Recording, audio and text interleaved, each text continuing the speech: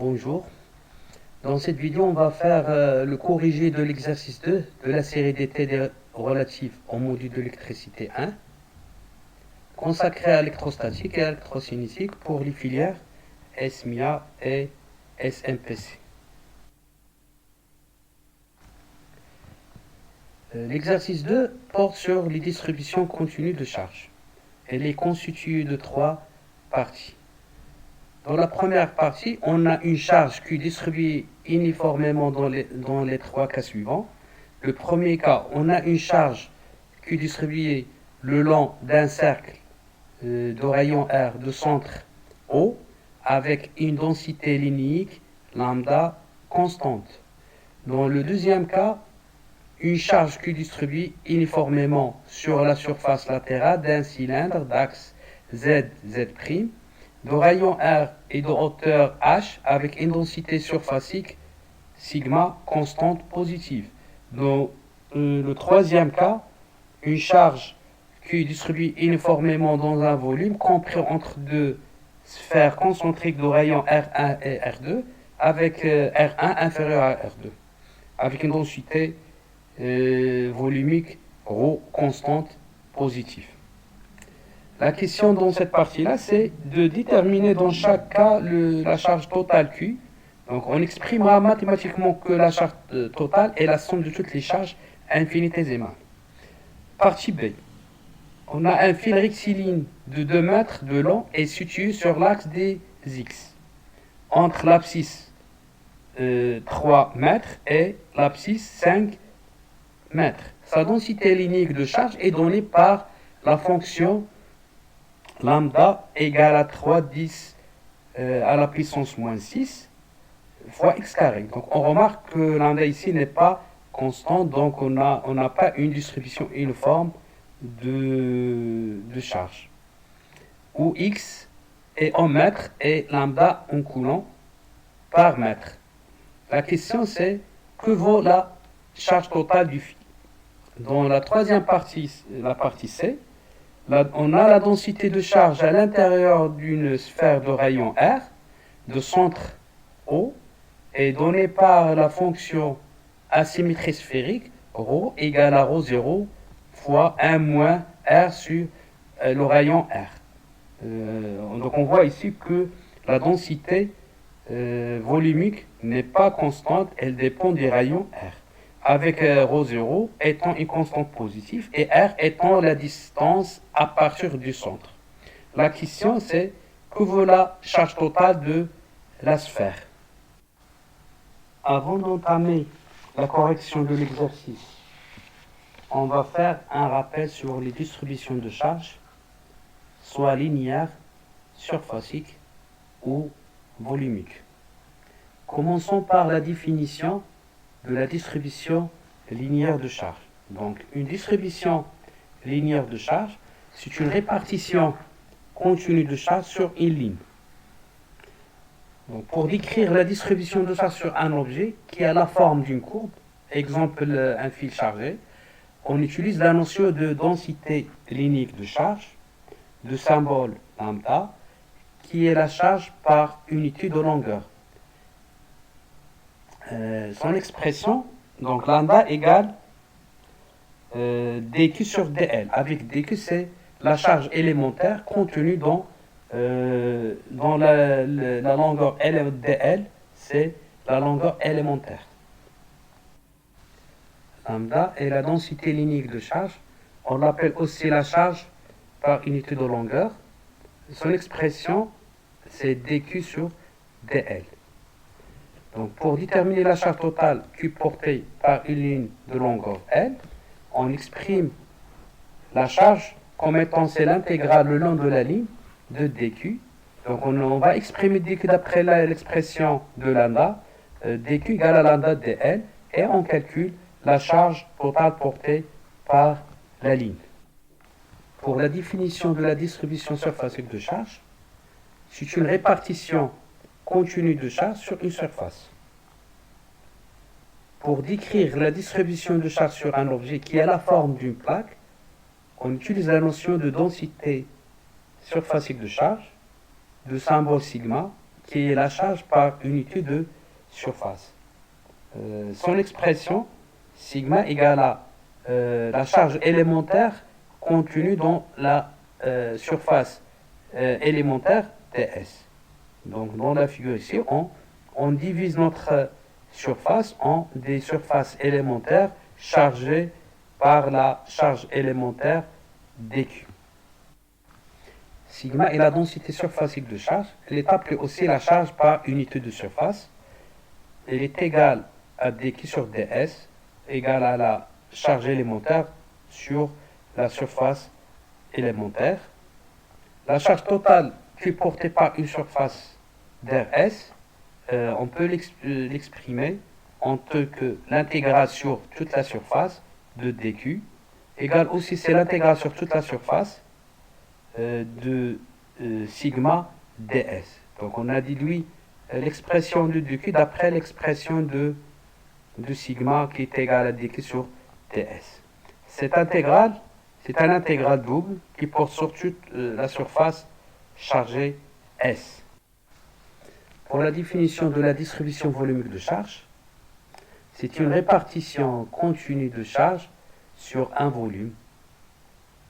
Pour décrire la distribution de charge dans un volume, on utilise la notion de densité volumique de charge, de symbole ρ, qui est la charge par unité de volume. Ρ, elle est égale à dq sur dτ. dτ, c'est le volume élémentaire chargé par la charge élémentaire dq. Ρ est la densité volumique de charge, qui est appelée aussi la charge par unité de volume, et elle est égale à dq sur dτ. Pour la charge totale qui est contenue dans un volume, on l'exprime comme étant c'est l'intégrale sur tout le volume de dq. Donc on va exprimer dq d'après l'expression de ρ. Donc dq égale à ρ fois dτ. On va le remplacer dans l'intégrale et on obtient c'est l'intégrale sur tout le volume de ρ dτ. Puisque c'est un volume, c'est une intégration donc triple qui porte sur tout le volume chargé τ. Pour le calcul de la charge Q, donc si Q elle est égale à l'intégrale triple sur un volume V de f de x, j de y, h de z, dx, dy, dz, on peut l'écrire sous forme de produit de premier intégral entre x1, x2 de f de x dx avec f de x, elle dépend seulement de x, fois l'intégrale entre y1, y2 de j de y dy avec g, elle dépend seulement de y, fois l'intégrale entre z1 et z2 de h de z dz avec h, elle dépend seulement de z. Continuons toujours sur les rappels. On va voir des exemples de surface élémentaire. Prenons le cas d'un cylindre de rayon O. Un déplacement élémentaire entre le point M et M', avec M' est infiniment voisin de M. Ce déplacement élémentaire entre M et M' sur la surface latérale du cylindre de rayon ρ avec ρ est une constante définie à l'élément de surface ds. Donc on va définir cet élément de surface ds. Donc si nous effectuons un déplacement élémentaire suivant l'axe des phi, ce déplacement élémentaire suivant l'axe des phi, il va décrire un arc donc, de longueur ρ fois d phi. Donc la longueur de l'arc, elle est égale au rayon fois l'angle décrit par le déplacement suivant l'axe des phi. Donc suivi d'un autre déplacement élémentaire suivant l'axe dz. Ce déplacement élémentaire suivant l'axe dz est là une longueur dz. Et on obtient l'élément de surface ds.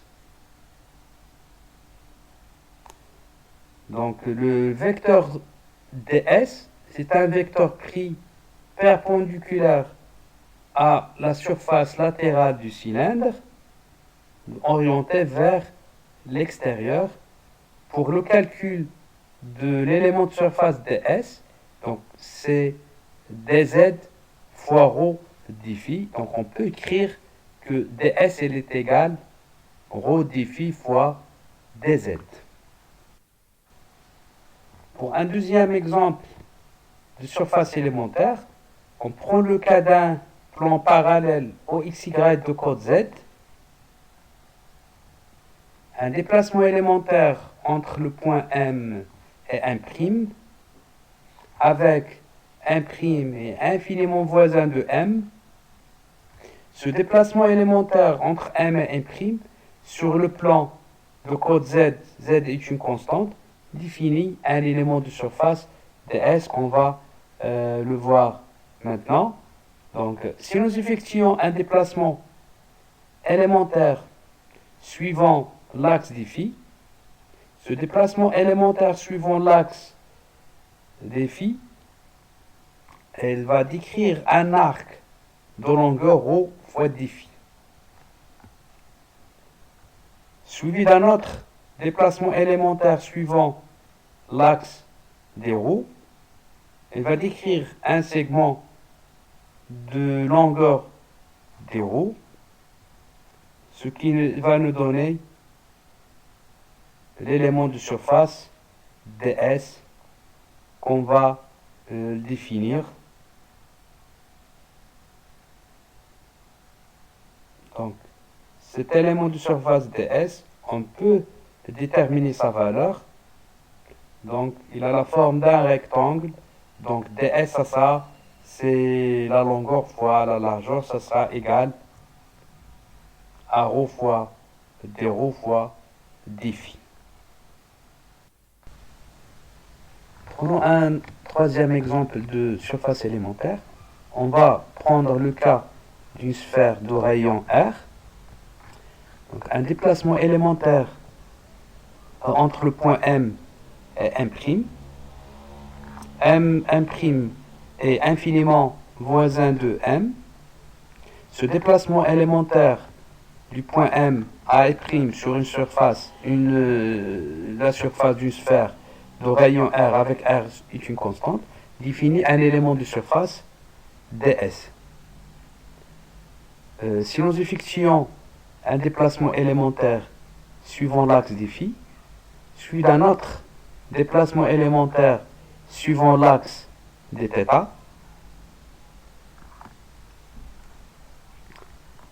on obtient l'élément de surface ds décrit par ce déplacement élémentaire entre le point M et 1'.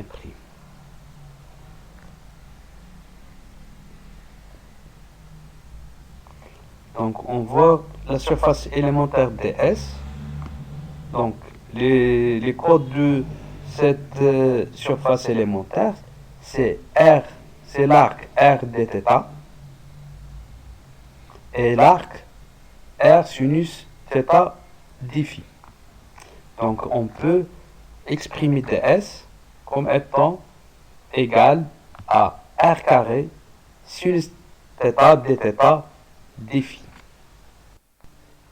Maintenant, on va voir un exemple d'application. Donc, surface d'une couronne circulaire. La question, c'est de calculer la surface d'une couronne circulaire limitée par deux cercles de centre O, de rayon R1 et R2, avec R2 supérieur à R1, comme il est montré dans la figure. Donc, la surface, elle est égale à l'intégrale double sur toute la couronne circulaire, le ρ dρ dφ. Ainsi, pour faire le calcul, on va intégrer sur ρ de R1 à R2 et sur phi de 0 à 2π pour balayer toute la couronne circulaire. Donc on obtient ainsi la surface de toute la couronne circulaire. Donc en détaillant le calcul, S elle est égale, c'est l'intégrale entre 0 et 2π dφ fois l'intégrale de ρ dρ entre R1 et R2 et on obtient ainsi S égale pi fois R2 au carré moins R1 au carré. Donc pour trouver la surface d'un disque, on va faire tendre R1 vers 0. Et on va prendre R2 égale à grand R. On obtient un disque de rayon R de centre O. Et sa surface elle est égale à pi fois R carré. C'est la surface d'un disque. Toujours dans les exemples d'application sur les calculs de surface, donc on va calculer la surface latérale d'un cylindre. La question dans cet exemple, c'est de calculer la surface latérale d'un cylindre d'axe OZ, de rayon R et de hauteur H. Donc pour calculer la surface latérale de ce cylindre, on va définir un élément de surface ds qui est d'après la figure, on voit que cet élément de surface elle est égal à dz fois l'arc r fois dφ. Donc on va obtenir ds égale r fois dφ fois dz. R c'est le rayon de ce cylindre, il est constant. Donc le calcul de la surface latérale, ça sera l'intégrale double calculée sur tout le cylindre. Donc S, on va l'écrire comme étant c'est l'intégrale double sur tout le cylindre de ds qui est égal à r dφ dz.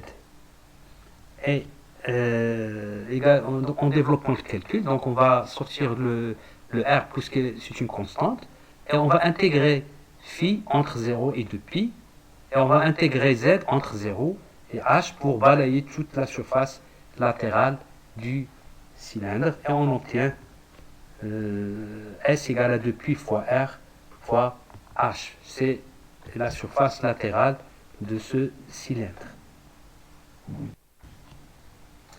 Pour un autre exemple, toujours dans le calcul de surface, on va voir le calcul ici de la surface latérale d'une sphère.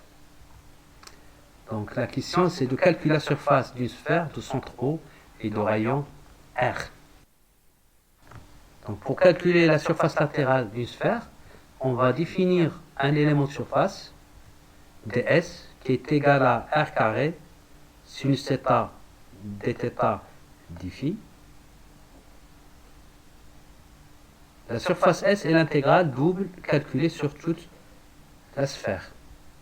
Donc S, ça sera l'intégrale double sur toute la sphère de r carré sinus θ dθ dφ. Donc en développant le calcul, donc on aura S égale R carré. Donc R c'est une constante, on peut faire sortir de l'intégrale le R carré. Donc fois l'intégrale de sinus θ dθ entre 0 et pi. Donc θ il va varier entre 0 et pi. Fois l'intégrale de dφ entre 0 et de pi pour balayer toute la surface de la sphère. Donc là on obtient S égale à 4 pi R carré, c'est la surface d'une sphère.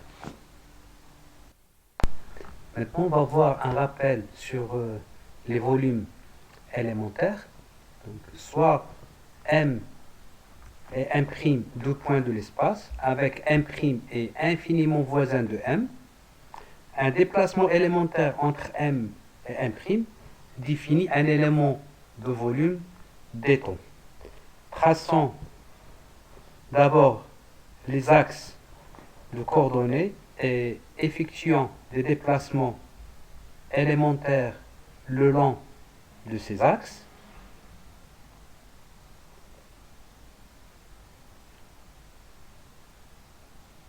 Donc on obtient un élément de volume d'étau comme dans la figure.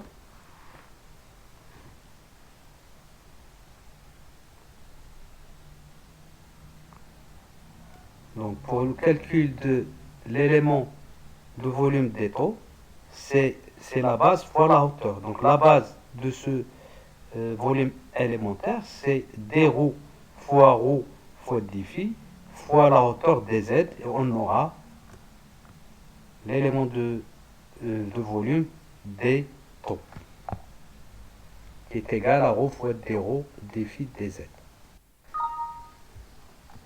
Ici, on va voir un exemple d'application où on va calculer le volume d'un cylindre en utilisant l'élément de volume qu'on a déjà vu dans le slide précédent. Donc la question c'est de calculer le volume d'un cylindre d'axe OZ de rayon R. Pour le calcul du volume du cylindre, on va définir un élément de volume, comme dans la figure. Cet élément de volume, elle est égale à ρ fois dρ dφ dz. Le volume V est l'intégrale triple calculée sur tout le cylindre. Donc le volume, ça sera l'intégrale sur tout le cylindre de ρ dρ dφ dz. En développant cette intégrale, on aura le volume qui est égal à l'intégrale entre 0 et R de ρ dρ fois l'intégrale entre 0 et 2π dφ fois l'intégrale entre 0 et h de dz. Donc phi, il va varier entre 0 et 2π. Z, pour balayer tout le cylindre, donc on va varier Z entre 0 et h. Et pour toujours balayer tout le cylindre, on va varier ρ entre 0 et r. Et on aura le volume qui est égal à pi fois r carré fois h, c'est le volume d'un cylindre. Maintenant, on va voir un autre type de volume élémentaire qu'on va utiliser pour le calcul du volume d'une sphère. Donc soit M est M' point de l'espace, avec M' est infiniment voisin de M, un déplacement élémentaire entre le point M et M' définit un élément de volume d'étau, traçant d'abord les axes de coordonnées.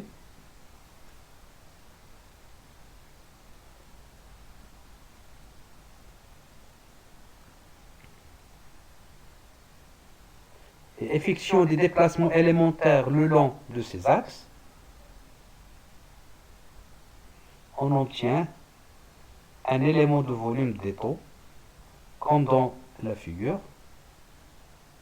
Donc, cet élément d'étau, ça sera égal à la base fois la hauteur. Donc, la base, c'est r dθ fois r sinus θ dφ, avec une hauteur de dr. Donc, ça sera d'étau égale r carré sinus θ dθ dr dφ. Maintenant, on va voir un exemple d'application. On va voir l'application de l'élément de volume qu'on a vu dans le slide précédent. Dans cet exemple, on va calculer le volume d'une sphère. Donc la question, c'est calculer le volume d'une sphère de centre O de rayon R. On va définir premièrement l'élément de volume.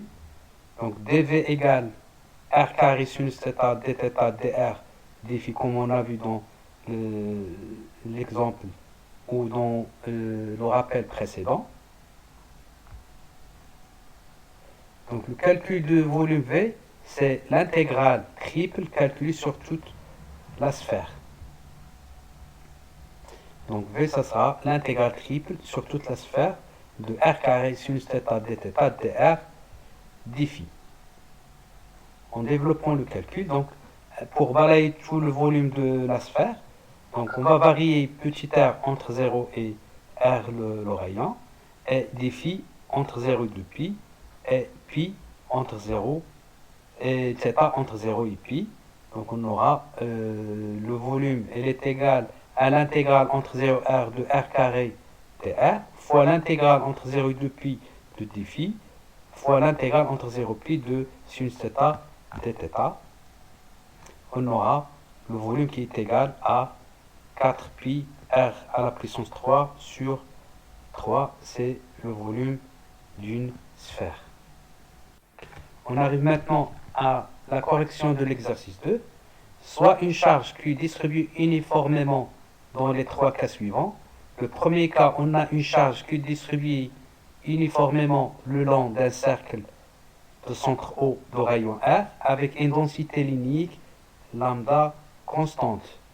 Pour le deuxième cas, on a une charge qui distribue uniformément dans une surface latérale d'un cylindre d'axe ZZ', de rayon R et de hauteur H, avec une densité surfacique sigma constante positive. Le troisième cas, une charge distribuée uniformément dans un volume compris entre deux sphères concentriques de rayon R1, R2, avec R1 inférieur à R2, avec une densité volumique ρ constante positive. La question, c'est de déterminer dans chaque cas la charge totale Q en exprimant mathématiquement que la charge totale est la somme de toutes les charges infinitésimales. Donc, on va commencer par le cas où on a un cercle de rayon R de centre O avec une densité linéique lambda constante. On va déterminer la charge totale dans ce cercle. Donc, dans cette partie, la densité elle est uniforme. Ça veut dire que la charge elle est répartie uniformément. Ça veut dire que lambda, la densité, elle est constante. Donc, on a un cercle, on va définir un élément de ce cercle. C'est un arc A'. On va le noter dl, un élément de déplacement sur le cercle qui est égal à R fois dθ. La charge totale portée par le fil, ce fil qui a la forme d'un cercle, est l'intégrale simple de dq. Donc l'intégrale le long du cercle. Donc, on va remplacer dq par lambda dl. Donc on a vu que dans le rappel que lambda égale à dq sur dl. Donc dq égale à lambda dl. Et la charge totale q, ça sera égal lambda. Puisque lambda est constante, on peut faire sortir lambda. L'intégrale entre 0 et 2pi r de θ. Donc entre 0 et 2pi pour balayer tout le cercle. Donc θ, on va le varier entre 0 et 2pi. Donc le calcul de l'intégrale va nous donner la charge totale qui est égale à lambda r fois 2pi.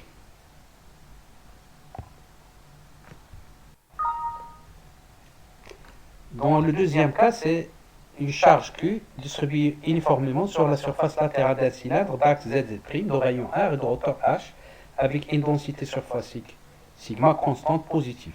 La question c'est déterminer la charge totale Q. Donc premièrement, on va définir un élément de surface. Donc cet élément de surface, elle est égale à R fois dφ dz. La charge totale portée par la surface latérale, Q égale l'intégrale double sur toute la surface latérale de dq. Avec dq, il est égal à sigma ds, parce qu'on a défini dans le rappel que sigma il est égal à dq sur ds, donc dq égale à sigma ds. Donc en développant cette intégrale, donc on va faire sortir le sigma parce que c'est une densité uniforme, donc sigma c'est une constante. Donc on aura sigma fois l'intégrale sur toute la surface de ds. On va remplacer ds par son expression, donc c'est r dφ dz. Donc on aura la charge totale est égale à sigma fois l'intégrale double sur toute la surface de r dφ dz. Donc en développant cette intégrale, donc on va varier le dφ entre 0 et 2pi et dz entre 0 et h. Et on aura Q égale sigma fois l'intégrale entre 0 et 2pi de r dφ fois l'intégrale entre 0 et h de dz, et on aura la charge totale qui est égale à sigma fois r fois 2pi fois h. On arrive maintenant au troisième cas, c'est le calcul de la charge totale dans un volume compris entre deux sphères concentriques de rayon R1, R2 avec R1 inférieur à R2 avec une densité volumique ρ constante positive. Donc on a le volume entre deux sphères. La première sphère est de centre O de rayon R1, deuxième sphère de centre O et de rayon R2. Donc la charge totale portée est Q égale l'intégrale triple sur tout le volume de dQ. Donc on a dQ, elle est égale à ρ fois dτ. Donc on a vu la définition de la densité volumique ρ, elle est égale à dQ sur dτ. Donc on va remplacer dQ par ρ fois dτ. Donc, puisqu'on a une densité uniforme, donc ρ elle est constante, donc on peut la faire sortir de l'intégrale. Donc, on aura ρ fois l'intégrale triple sur tout le volume de d'étau. Donc, on a le volume élémentaire dans le cas d'une sphère, c'est r carré sinus θ d θ dr d phi. Donc, on remplace dans l'intégrale. Donc, ρ c'est une constante, donc on a sorti le ρ. Le rayon R, on va varier entre R1 et R2. Et phi, pour balayer toute la sphère, on va la prendre entre 0 et 2 pi. Et θ, c'est entre 0 pi pour balayer toute la sphère. Donc on aura le deuxième intégral entre 0 et 2 pi de d phi, il va nous donner 2 pi. Le troisième intégral entre 0 et pi de sinus θ d θ, il va nous donner 2. Donc on aura 4 pi fois ρ fois l'intégrale entre R1 et R2 de R carré de R. D'accord. Et on aura la charge totale qui est égale à 4 pi ρ sur 3 fois R2 à la puissance 3 moins R1 à la puissance 3. Ça, c'est la charge totale contenue dans le volume entre deux sphères concentriques, une de rayon R1, l'autre de rayon R2. Maintenant, dans la partie B, on a un fil de 2 mètres de long et situé sur l'axe des X entre l'abscisse X égale à 3 et l'abscisse X égale à 5 mètres. Sa densité linéaire de charge est donnée par la fonction donc lambda égale à 3 fois 10 à la puissance moins 6 x carré. Donc on remarque que lambda ici n'est pas constant, donc on n'a pas une charge répartie d'une manière uniforme, avec le x et les en mètres et lambda en coulomb par mètre. La question c'est que vaut la charge totale du fil. Donc on a un fil de 2 mètres chargé avec une densité linéaire, lambda égale à lambda 0 fois x carré. Avec lambda 0, c'est 3 10 à la puissance moins 6 coulombs par mètre. La charge totale est, puisqu'on a, c'est un fil, donc on va travailler avec un intégral simple. Donc on aura Q égale l'intégrale le long du fil de dq, avec dq égale à lambda dl. Reste à remplacer lambda par son expression. On va prendre dl, c'est dx, puisqu'on a, le fil sur l'axe des abscisses, l'axe des x. Donc on aura Q égale lambda 0, puisque lambda 0 c'est une constante, on peut la faire sortir de l'intégrale, entre 3 et 5 de x carré dx. D'accord. Puisque le fil est situé entre l'abscisse 3 et l'abscisse 5. Donc on va intégrer entre 3 et 5 x carré dx. Donc on aura la charge totale qui est égale à lambda 0 sur 3 fois 5 à la puissance 3 moins 3 à la puissance 3. On aura la charge totale qui est égale à 98 microcoulombs. Maintenant, arrivons à la partie C. Donc, dans la partie C, la densité de charge à l'intérieur d'une sphère de rayon R de son trou est donnée par la fonction asymétrie sphérique. Donc, ici, on a la densité volumique dans une sphère. Elle est égale à ρ0 fois 1 moins R sur R, le rayon de la sphère. Avec, ici, on a la densité qui est variable, elle va dépendre du petit r du rayon. Donc ρ0 étant une constante positive, r étant la distance à partir du centre. La question c'est que vaut la charge totale de la sphère.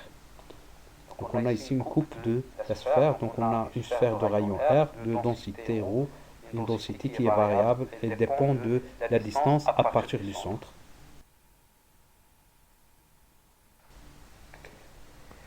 Donc on a une sphère de rayon R de son trou, densité volumique variable, donc ρ égale à ρ0, 1 moins R sur rond R, avec ρ0 c'est une constante. Donc la charge totale est, donc puisqu'on a ici une sphère, on a chargé, le volume de toute la sphère elle est chargée, avec une densité volumique ρ, donc le calcul de la charge totale, ça sera un intégral triple de dq sur tout le volume. Donc on a dq qui est égal à ρ fois dτ. Dτ c'est pour une sphère, on l'a déjà vu, donc c'est le dτ égale r carré sinus θ dθ dr dφ. Donc en développant l'expression de la charge totale, donc on va intégrer le petit r entre 0 et r, on va intégrer phi entre 0 et 2π, on va intégrer θ entre 0 et π, on aura cette expression, donc reste à calculer. Donc l'intégrale de dφ et l'intégrale de sinus θ dφ, il va nous donner 4π, reste à calculer le premier intégral,